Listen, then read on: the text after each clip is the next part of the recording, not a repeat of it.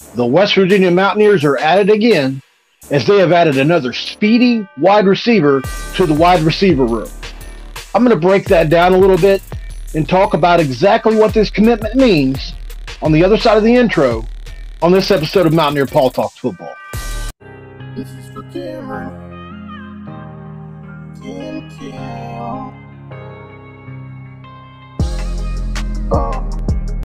What is up, and welcome in, guys. My name is Mountaineer Paul, and you have landed yourself here again at Mountaineer Paul Talks Football. And guys, gotta tell you, they're at it again. Another speedy wide receiver has been added through the transfer portal. And what irony it is, as the West Virginia Mountaineers and Neal Brown and the staff have been able to flip a receiver from Colorado, kind of with their own I gotcha, since Jalen Ellis flipped from West Virginia to Colorado. West Virginia goes into Boulder, flips wide receiver commitment E.J Horton from Colorado to Morgantown. Maybe a name that is, I would say, familiar to you. This is a guy that played for the Marshall Thundering Herd last year as a member of what was a pretty good football team.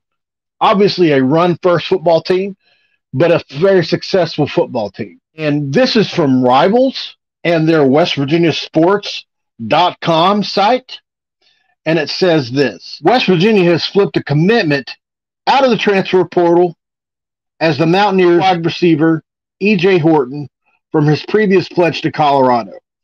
Horton, at 6 foot, 180 pounds, originally picked the Buffaloes May 4th, but took an official visit to Morgantown over the past few days and made the decision to flip his pledge.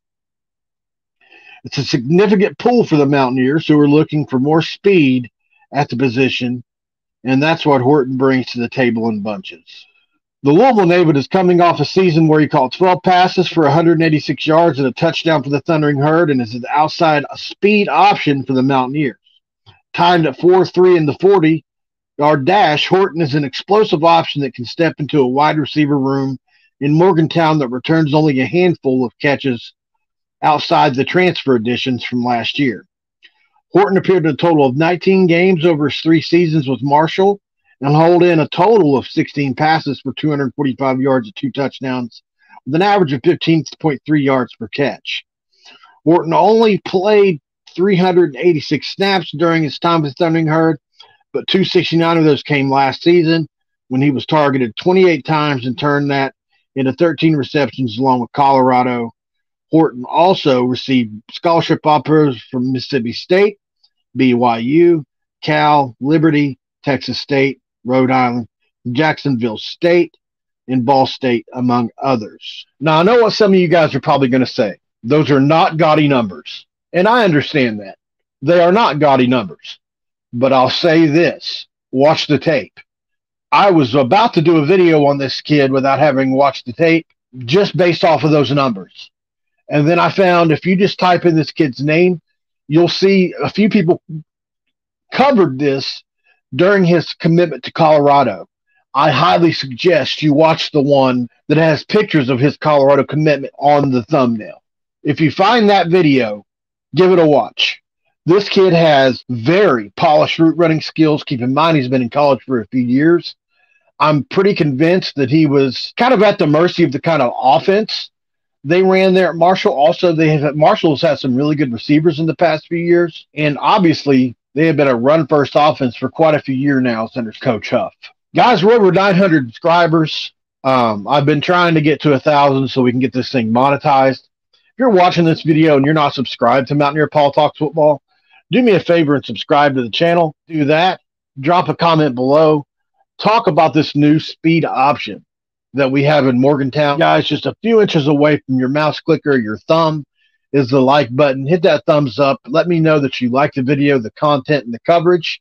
It is Mother's Day, as you can tell, and just cover some of this video real quick for you guys, covering Mountaineer football.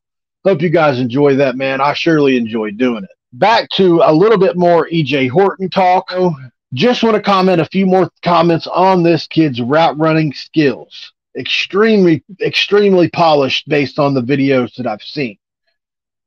When he's gotten open, he's gotten really open. This is a track This is a track kid. So my guess is he was a sophomore as of last year. This will be his junior year. Up until recently, we really didn't have all these expectations laid on kids to produce until around this time in their career. I think this could be a very sleepy pick for the Mountaineers by the time all is said and done. Don't be a first judgment kind of person. Don't judge the book by its cover. Check this kid's tape out like I'm asking you to, and I think you'll be pleasantly surprised at what you see. He has the ability to take the top off the defense. I will say that. We know Devin Carter is going to take two guys to cover him. Cole Taylor in the middle. If we get that speedy wide receiver option, and they're not done yet, there's another wide receiver coming to Morgantown who I can't name. I've been asked not to name. But there is another receiver coming to Morgantown that might commit that is more of your Devin Carter-sized kid. So it's not over. It's not done yet. Put on the brakes just a little bit.